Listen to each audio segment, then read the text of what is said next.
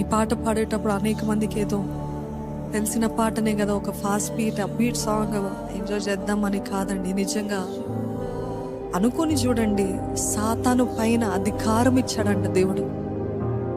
ప్రతి విధమైన ఈరోజు మీరు ఏదైతే శక్తి అనుకుంటున్నారో, ఈరోజు ఏదైతే చాలా భయంకరమైనది లేకపోతే భయపడుతున్నారో, సాతాను అనుచరులు చూస్తూ భయపడుతున్నట్లయితే దేవుడు మీతో చెప్తున్నాడు, ఇదిగో సాతాను పై నీకు అధికారం ఇచ్చాను.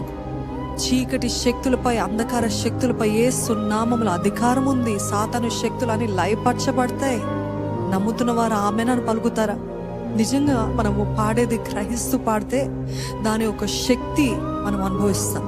నిజంగా దేవుడు ఎంత గొప్పవాడో తెలుసుకుంటాం. నమ్మండి, ఏ అధికారము, ఏ చాతబడి శక్తి, ఏ దురాత్మల ప్రభావము, ఏ దుష్ట శక్తుల ప్రభావము మీ పైన పని చేయదు.